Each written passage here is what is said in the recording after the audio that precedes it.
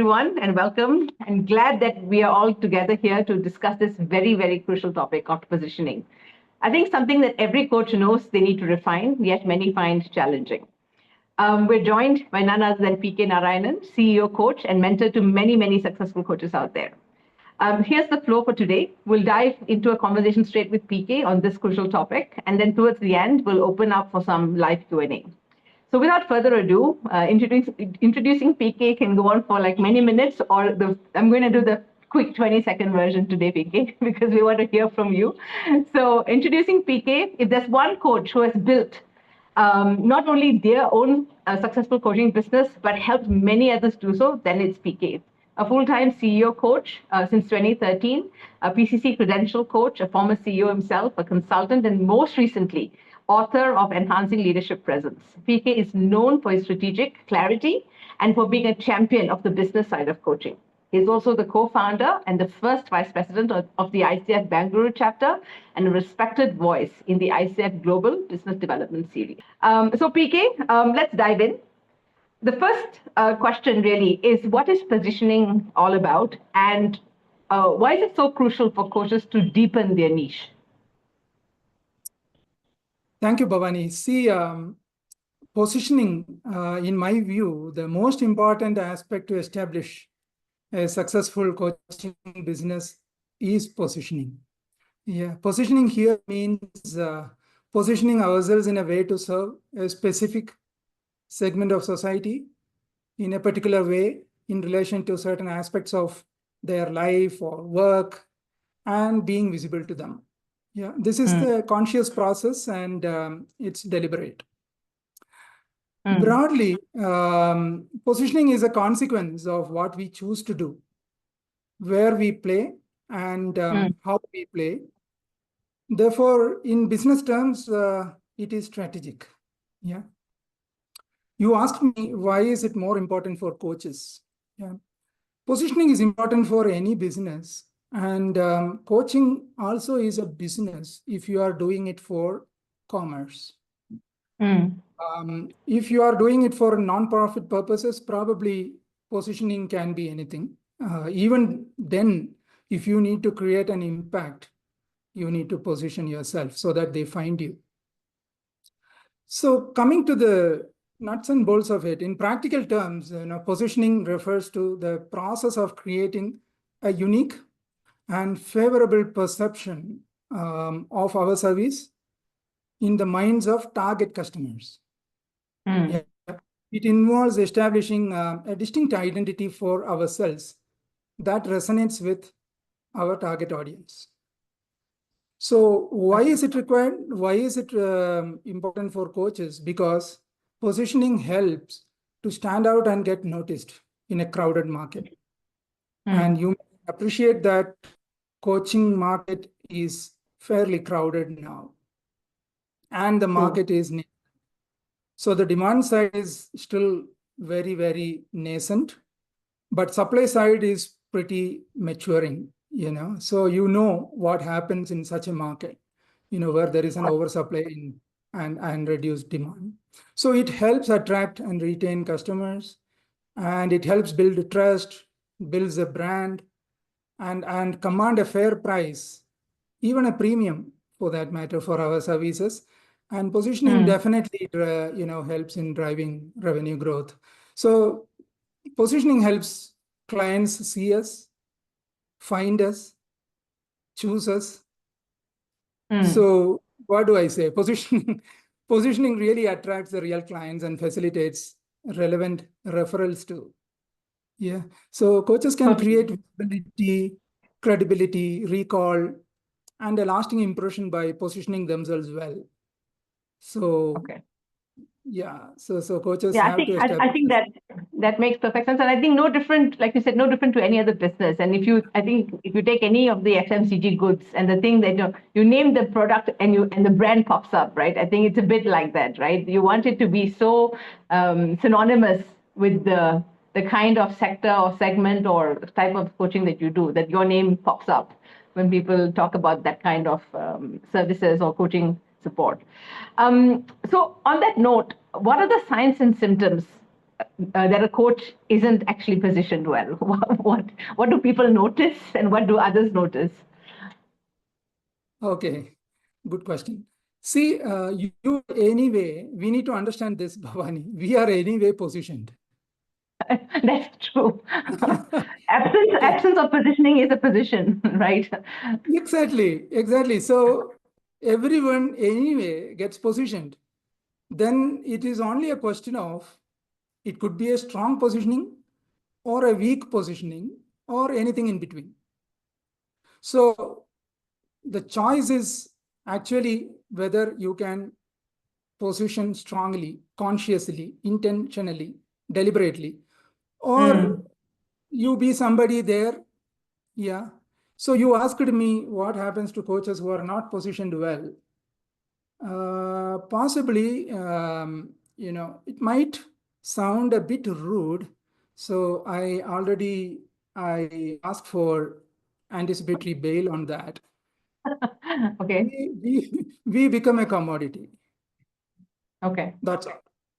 So we expect people will come and buy coaching, like we go and buy rice or sugar or cement or steel. You are not very much concerned about the brand. You don't bother, right? When you go and buy a sugar, you don't bother which factory it comes from. So commodity, is it bad? It is not bad. Commodity per se is not bad, but it's not a question of good and bad here, but it is a question of utilizing our own potential to touch as many lives as possible.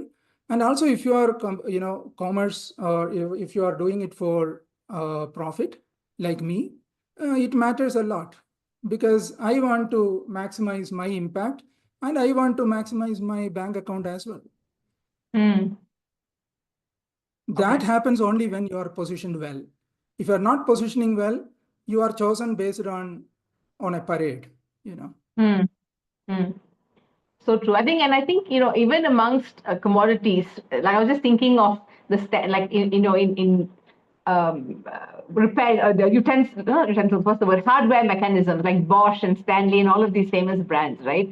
And you have this unbranded local one, which you go to Amazon. For everything you see a branded one, you see the unbranded one. And even if it's slightly more expensive, you feel like there's something it stands for and you go for it anyway, right? You pay that premium price because there's something qualities you associate with that brand that is worth paying for. Similar Absolutely. You concept. said it right. You said it right. But I want to just ask you, is it only slightly different? Or, for example, Bosch tools vis-a-vis other tools? Yeah, no, it is very different. And you will look for what will we do? We'll look for the features of those Bosch products. Then finally, even if everything is the same, still your gut says, you know what, it's okay, pay for the higher product anyway. There must be something else that we're not seeing that is there. And so you pay for the premium product. What I'm trying to say is even amongst regular things that you buy, there's a distinction in positioning, and with something so crucial and an investment like coaching, all the more important. I think it's Absolutely. mm, Absolutely. And to that extent, I would go one step further and say that even if you are an ACC, PCC, MCC certified, so there is a quality assurance done by ICF. Even in that market, I am saying if you don't position yourself well, you are there as a commodity. This is why I said it can hurt a lot of people, including myself. But that is the reality. Market reality we need to understand. And even very true. ICF global study says globally only 6% coaches, ICF certified coaches, this was in October 22 PwC ICF survey. Only 6% coaches are doing only coaching. Everyone else do consulting, various other counseling, consulting, and various other services along with coaching. So how do you position your business if you are doing multiple services? I am saying even in coaching service itself, if you position, you will be seen by the segment. You will be Right. chosen amongst the choices that is available. And that is why positioning can definitely enhance our commercial success of our business. Without positioning, you don't stand a chance to really be noticed. Very true. As you were saying that, I was thinking of one more thing. I think it also positioning, making the choice to go deeper, also shows a commitment to that deepened niche. I think talks about the conviction of the coach, and the client sees that, right? This coach is so focused, so convinced about what they're doing. Absolutely, and they not only notice it, they also reward it. That is how you establish a sustainable, growing business. Your clients Wonderful. need to your clients needs to start noticing you and start rewarding you. Yeah. Correct. So Correct. here, in terms of positioning, I mean, we need to just clarify one more aspect, I think, Bhavani, that while positioning, a coach is choosing to play in a particular area, in a particular segment, with a set of issues, challenges they face, and at a certain price point. All of this together is what constitutes positioning. And once you have positioned yourself, you are also communicating your positioning and your differentiators in a very clear way to the target segment. You don't need to communicate to the 850 crore people in the world. You don't even need to communicate to 140 crore in India. You just need to communicate to that 5,000, 6,000 people or 10,000 people who is your target segment. So look at that. You don't need to be visible to everyone in the world. You need to be visible only to the target segment, the people who are likely to be your client. And they notice it then, and they start rewarding you. Over a period, it gives understanding that the coach is committed to the segment, as you rightly said, because coach also is investing his life in coaching. So that shows that the coach is committed to that segment, to a cause, devoting their time, attention, and resources to address their issues and challenges, supporting them to find solutions. That gets rewarded.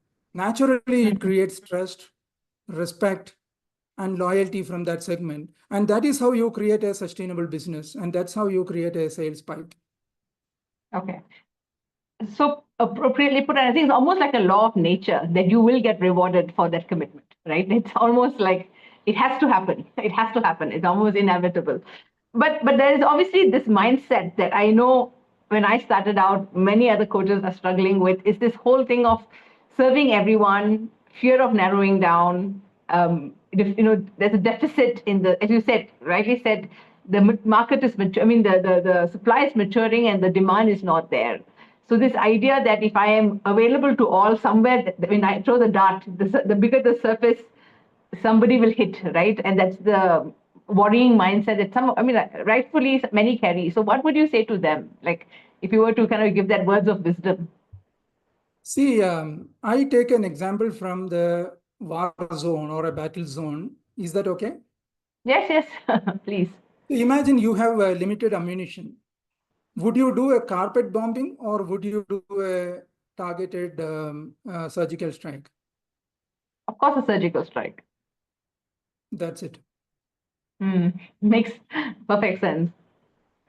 Or so how do we if you have limited, or if you have limited time and limited resources, would you dig a well in the same place, or would you dig a well in 20 places simultaneously? Every day a in little one bit. place? In one place.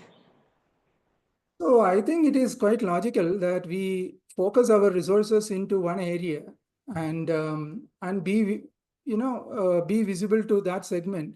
See, one thing that we forget is that coaches look coaching right only from, this is my observation over a period of time. There are definitely exceptions, but I'm saying a vast majority of us, we see this only from our side. For a moment, I ask you, Bhavani, if you are choosing a coach for a particular aspect, let us say you are going to choose a coach for your business development. Let me create a situation here. How would you choose a coach? Someone who is seen to be investing in all the latest, understanding of business development, only doing business development, as the service that they're offering, because I want the best, so, support, and they would know what's happening because they're doing it day in, day out. Precisely. Yeah. So this is how every client is choosing their coach, mind you. Mm-hmm. Every paying client. Yeah, our days of quid pro quo coaching and our peer coaching, etc., are beautiful things to talk about and chat about, and you can address anything as a coach and all that. But when you step out from lab to the market, those are all coaching education still happening in the lab. Once you step out to the market, yeah, paying clients will choose coaches like what you just now said. Right. They will not go to somebody, ACC, PCC, and a generalist who will coach from Narendra Modi to security guy. Would you go to them? Absolutely not. Even if I have to pay more So and what find it somebody.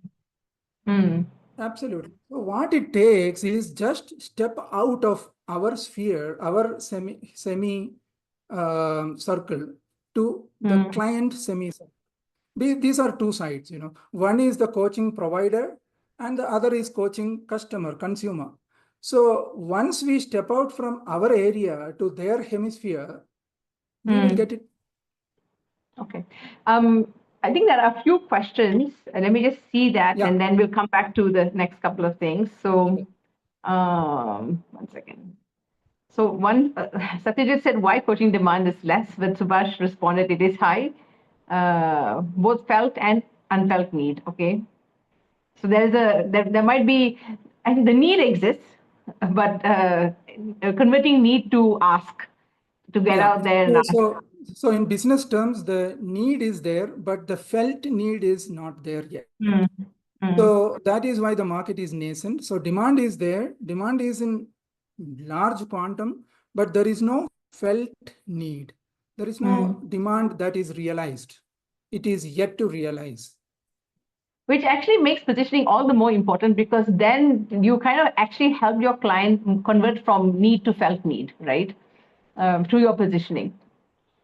That is also our responsibility in a way. We need to rise the water level. Correct.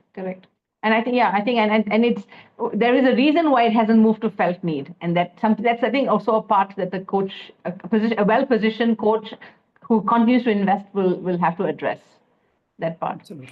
So I think, PK, let's, everybody wants to know this, probably most important. And I know you said, what you charge, who you serve, what you serve is all elements of positioning. But if you were to summarize that, what are the things that a coach needs to do? Like, let's say we, all of us are convinced now that we have to position. There are 30, besides you and me, there are 28 people on this call. I'm sure all of us could do with that. What do we do to make our position stronger? See, broadly, positioning is about choosing where to play and how to play, and being visible to our target audience. Where to play is essentially the target segment, what is their challenges and what is the solution that we are helping them, supporting them to address, those kind of things. And how to play is why me, why I am best suited for that.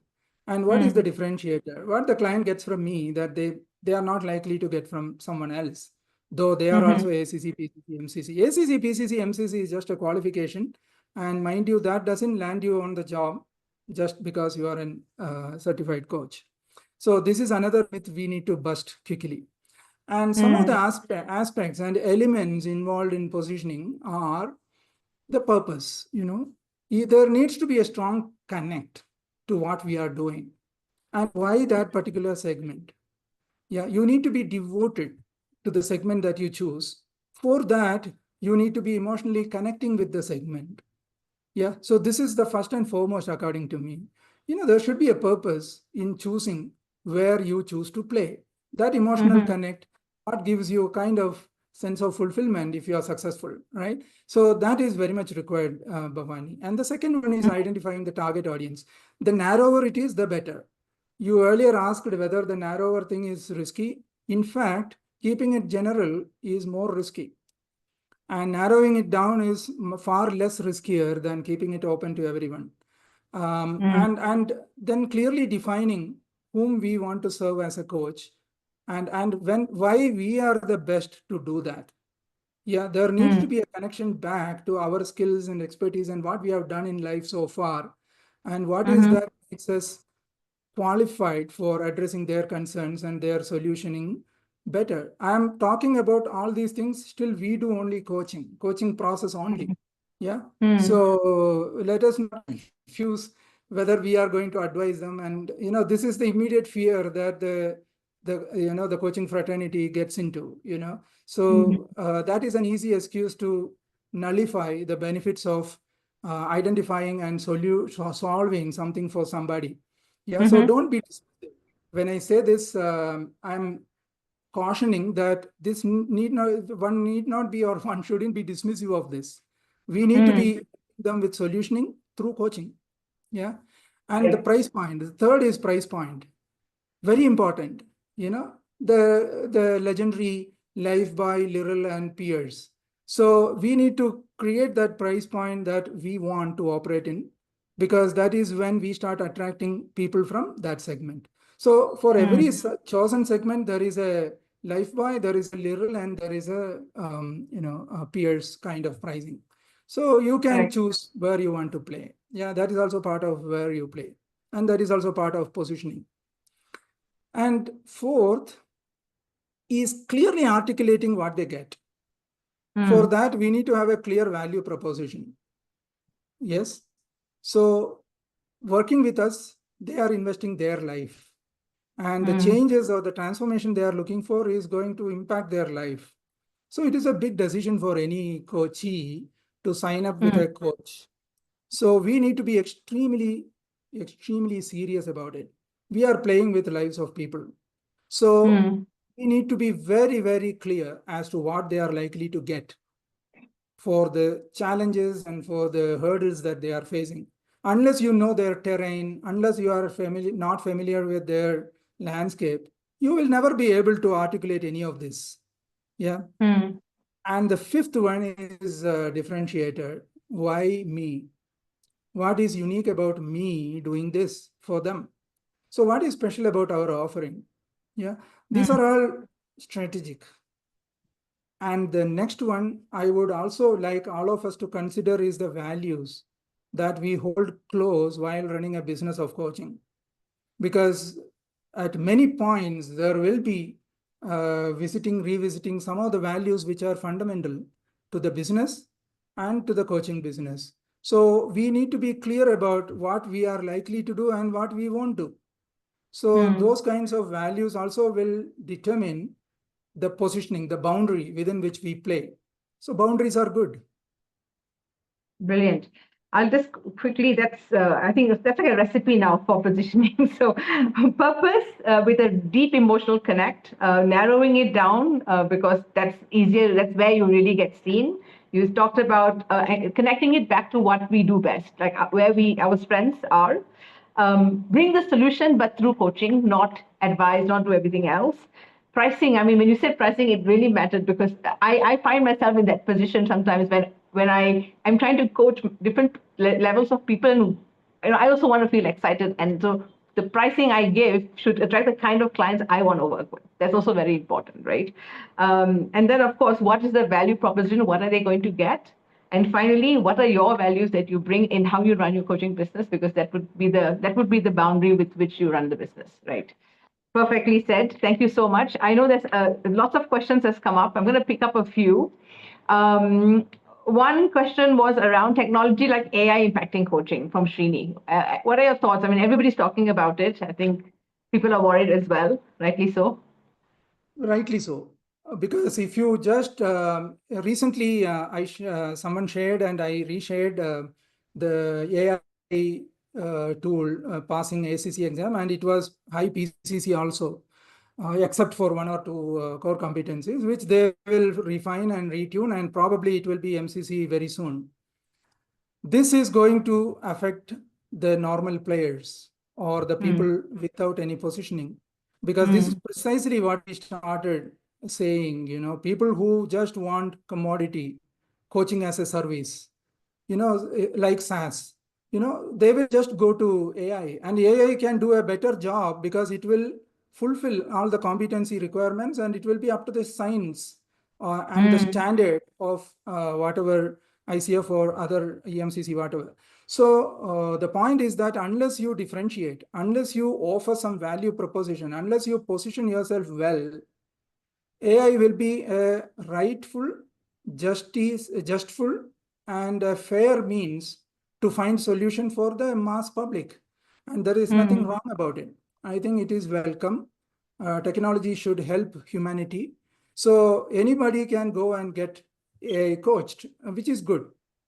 But the point is that those who have not positioned themselves, who don't bring value to the table, who are just doing a process, machines can replace very fast. So we need to bring ourselves, and that is all the more a requirement. Thanks for this question. This is all the more a reason why we should position ourselves and attract clients from that segment so that we do a better job than AI in that segment.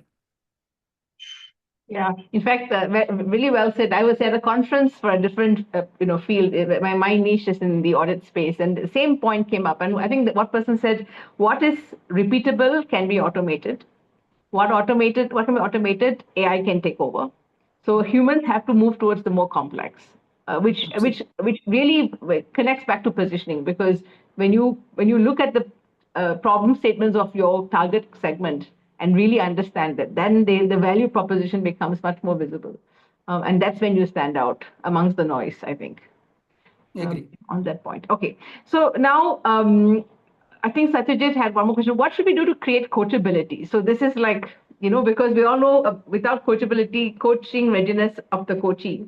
Coachability, what is that? Making, I guess, moving from need to felt need, because coachability makes, is the client ready to be coached, so to speak?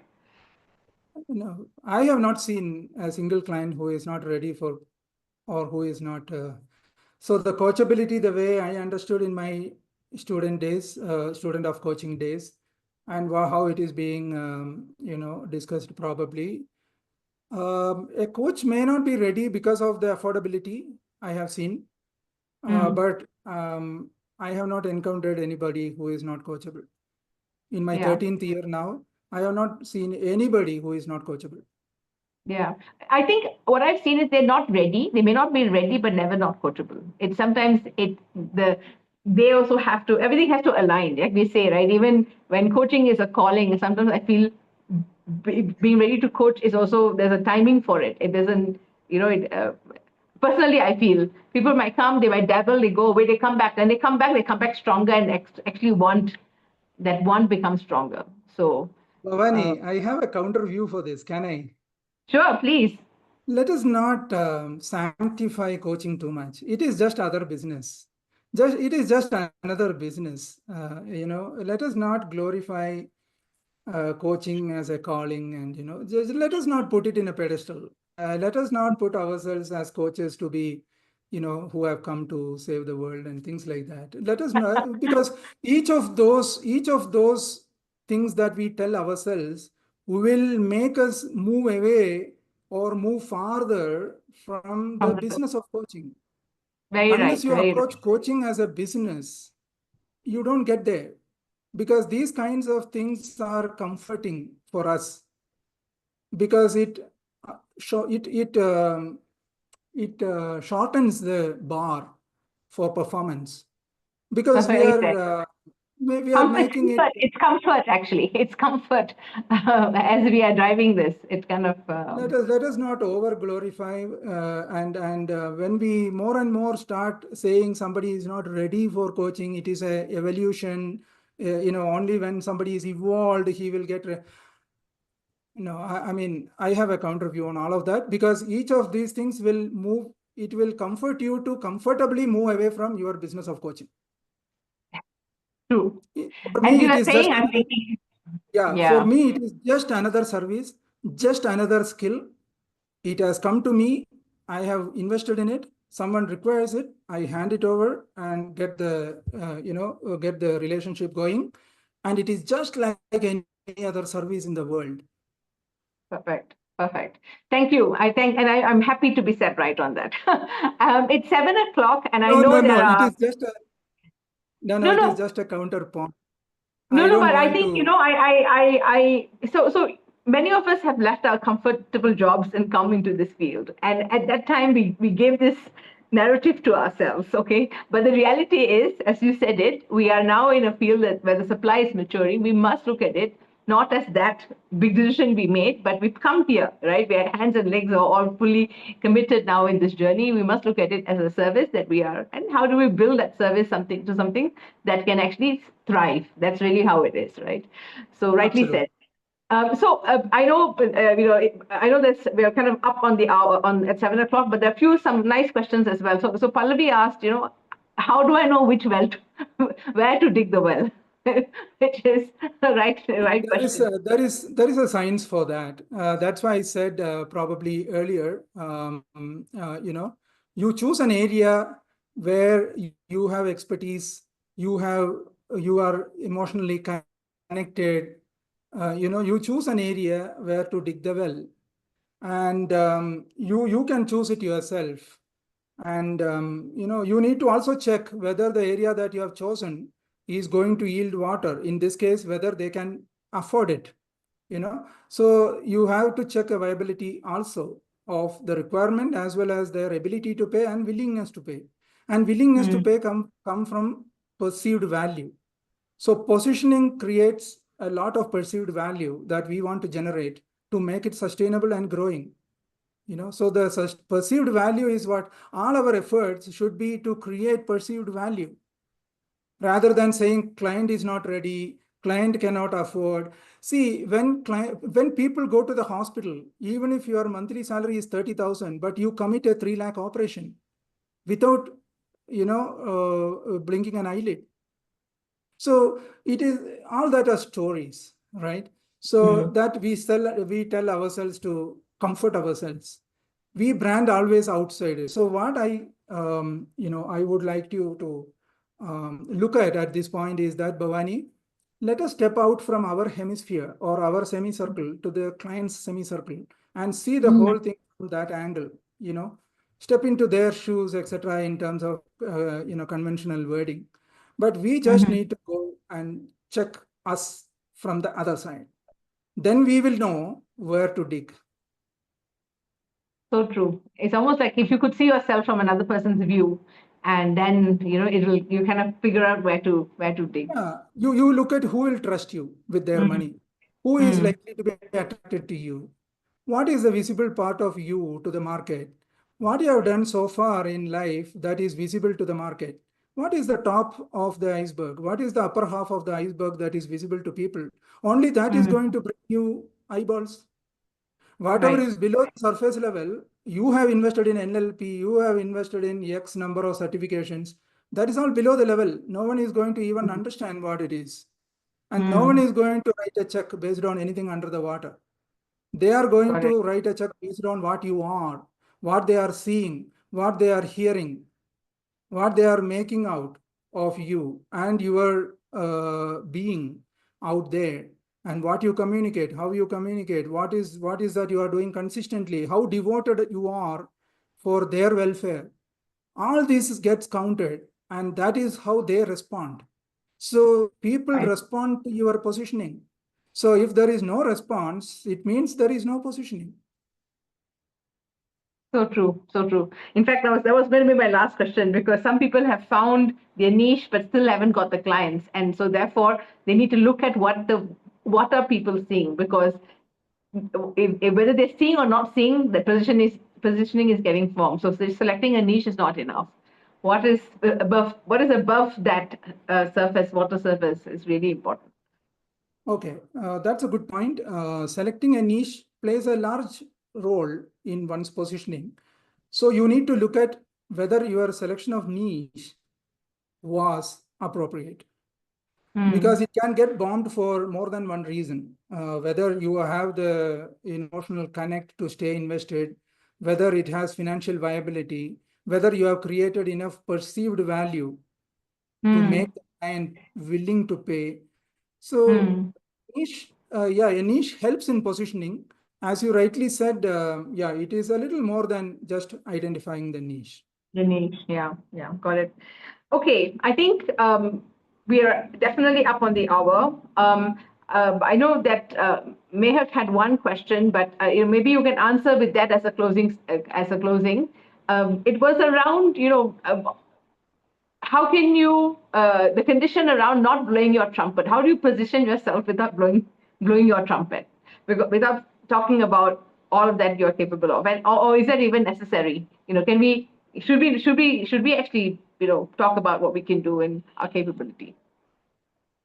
See, blowing a trumpet is very subjective, but you have done it many times. When you went for your first job interview, you did that. When you wanted to get a promotion, you did that. Whenever you wanted to sell an idea to another, you did that. And wherever, as a child, you did that. And, sales is not bad. Blowing your trumpet, the other one will know very soon. So we have to play within the, we all know what it is. If I am talking, you introduced me, for example, and that did it. And if I had also said the same thing, I don't think it would have sounded like, if I say that I was the founder and first vice president of Bengaluru chapter, I don't think it is, blowing my own trumpet. It is a fact. I'm just stating it. Fact. Yeah. So we all know, and the client also knows when we are, doing that and when you are not doing that. So we should use our judgment there, and we need to be subjectively on the right side of that. Yeah, blowing the trumpet doesn't help anybody. It sounded to me like it's more of a mindset. What has to come out is factually accurate information for the client to decide. Yeah, if you don't say that, how anyone is ever going to understand, or how anyone is going to ever know it? Got it. Okay, PK, last words. One action or mindset shift that people have to do, and then we will close. So if everybody here wants to strengthen their positioning, one action or one mindset shift as they exit this call. Yeah, in any case, you are positioned somehow. That is one thing that I want everyone to take away. We are positioned. You cannot escape positioning once you have taken birth in this world. Not only for business, in everybody's mind, even in personal life, you are positioned. You cannot dislodge yourself from the positioning that you have created consciously or unconsciously. Now that we're talking about the coaching business, we have two choices. Do it consciously or do it unconsciously. Right. Brilliant. Thank you. There was so much. I think we have to all, revisit this this recording again, just to kind of recurate our thought process around all of this. So thank you so much, PK. Thank you everyone for staying connected. Up until a few minutes ago, we had 29 people still on the call, so that's brilliant. I think every coach, I've been through this journey with Regal, figuring it out, getting supported throughout that journey. So I'm sure everybody here, Regal or otherwise, will be part of that journey of figuring it out. So thank you. I'm sure, PK is available whenever. He's in all of our community groups. So if you want to reach out, please reach out. And thank you very much. Thank you, everyone, for staying connected and tuned in. Thank you, Bhavani. Thank you for being a wonderful co-host, as usual.